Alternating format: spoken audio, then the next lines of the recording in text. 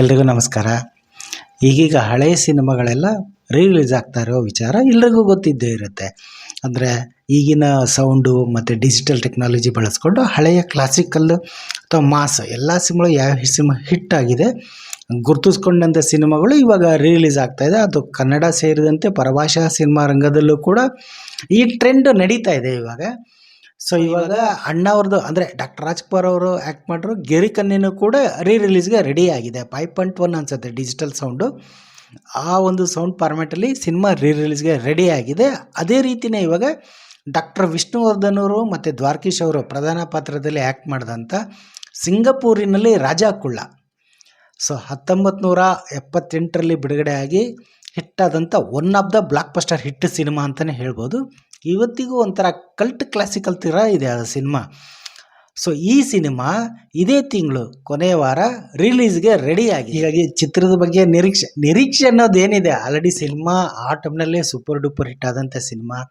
ಸಿಂಗಾಪುರ್ನಲ್ಲೇ ಅಂದರೆ ಅವಾಗೆಲ್ಲ ಕರ್ನಾಟಕ ಅಥವಾ ಇಂಡಿಯಾದಲ್ಲೇ ಮಾತ್ರ ಶೂಟ್ ಆಗ್ತಾಯಿತ್ತು. ಬಟ್ ಇದು ಪ್ರಪ್ರಥಮ ಬಾರಿಗೆ ನಿರ್ಮಾಪಕರಾದ ದ್ವಾರಕೀಶ್ ಅವರು ಈ ಸಿನಿಮಾನ ವಿದೇಶದಲ್ಲಿ ಶೂಟ್ ಮಾಡಿಸಿದ್ರು. ಅಂದರೆ ಅವರೇ ಪ್ರೊಡ್ಯೂಸರ್. ಇದಕ್ಕೆ ಅಲ್ಲ, ಸಿಂಗಾಪುರ್ನಲ್ಲಿ, ಇಂಡಿಯಾ ಬಿಟ್ಟು ಸಿಂಗಾಪುರ್ನಲ್ಲಿ ಚಿತ್ರಿತಗೊಂಡ ಮೊದಲ ಸಿನಿಮಾ.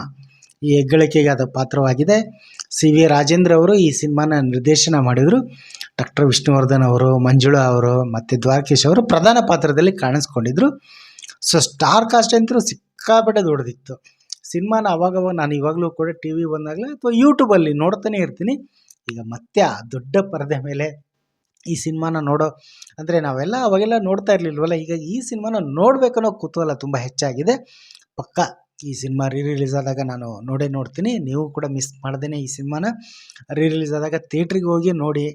ಆ ವಿಶೇಷ ಅನುಭವನ ಸವಿಯೋದೇ ಒಂದು ರೀತಿ ಖುಷಿ. ಈಗ ಚಿತ್ರದ ಕತೆ ಹೇಗೆ ವಿಶೇಷ ಅನಿಸುತ್ತೋ ಅದೇ ರೀತಿ ಹಾಡುಗಳು ಅಷ್ಟೇ. ನಿನ್ನೆಗೆ ನಾಳೆಗೆ ಇದೊಂದು ಹಾಡು, ಪ್ರೀತಿ ಪ್ರೇಮ ನನ್ನುಸಿರು, ಸಾರಿ ನನಗೆ ಹಾಡು ಹೇಳಕ್ಕೆ ಬರಲ್ಲ, ಬಟ್ ಇರಲಿ ಅಂತ ಅದೇ ಒಂದು ಟ್ರೈ ಮಾಡಿದೆ. ಆಮೇಲೆ ವಿಶೇಷವಾಗಿ ಕೊಳ್ಳನ ರಾಜ ಬಾರೋ ಈ ಹಾಡು, ನಿನ್ನಂತ ಗಂಡಿಲ್ಲ ಹೆಣ್ಣಿಲ್ಲ, ಈ ಲೈನಿನ ಒಂದು ಸಾಲು, ಅಂದರೆ ಇಬ್ಬರು ಜೋಡಿಗಳು ಸೇರ್ಕೊಂಡ ಹಾಡುಗಳು.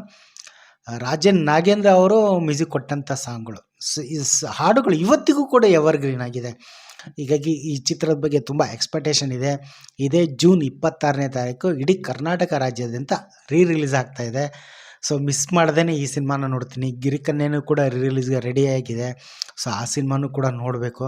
ಅಂದರೆ ಹಳೆ ಸಿನಿಮಾಗಳು TV ನೋಡಿದ್ದೆ, ನಾವು ಮೊಬೈಲಲ್ಲಿ ಯೂಟ್ಯೂಬಲ್ಲಿ ನೋಡಿದ್ದೆ, ದೊಡ್ಡ ಪರದೆ ಮೇಲೆ ನೋಡಿದಾಗ ಅದೇನೋ ಒಂಥರ ಥ್ರಿಲ್ ಅನಿಸುತ್ತೆ. ಹೀಗಾಗಿ ನಾನಂತರೂ ತುಂಬ ಎಕ್ಸೈಟ್ ಆಗಿದ್ದೀನಿ. ಸೊ ನೀವು ಕೂಡ ಇದೇ ರೀತಿ ಕಾಯ್ತಾ ಇರ್ತೀರಂತ ನಾನು ಅಂದ್ಕೊಂಡಿದ್ದೀನಿ.